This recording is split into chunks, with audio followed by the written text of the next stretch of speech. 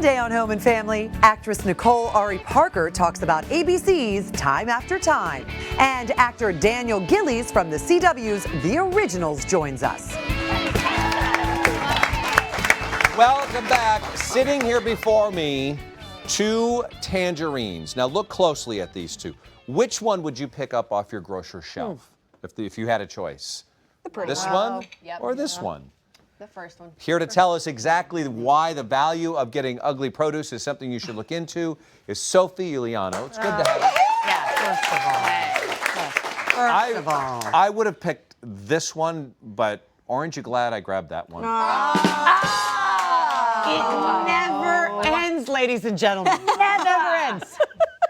Well, and by the way, it's a tangerine, so your joke doesn't work. Yes, there you go.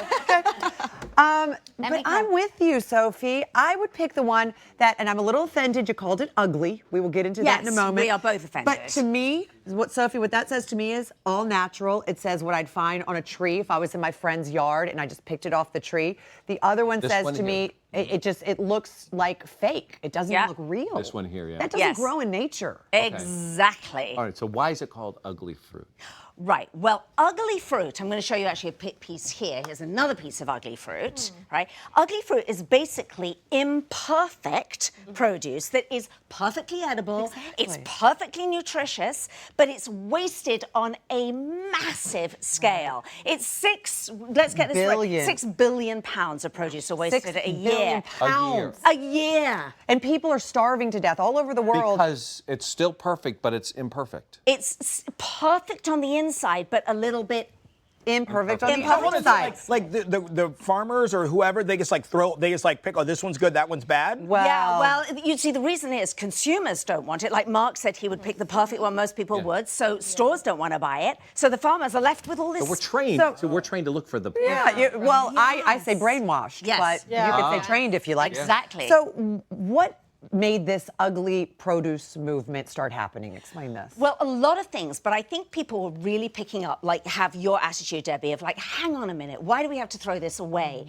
And so on social media, I've seen a lot of people posting photographs. Let's take a look here. There's actually a store that says ugly produce, and somebody's clicked a photograph of. Then there's another one of a farmer's market. They're actually making little signs. It's almost a badge of honor. Right. Ugly food. Then I went to my farmer's market on the weekend, and there was an ugly produce box of apples. Let's get this one along. There you go.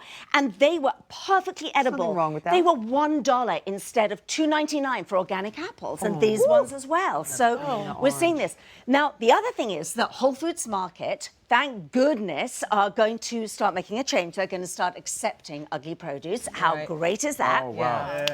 And the other thing that I found that I'm just in love with is a home delivery box. This is so cool. Now, this is called Imperfect Produce. They send you a box. You can customize it, have what you want. You can have organic or conventional.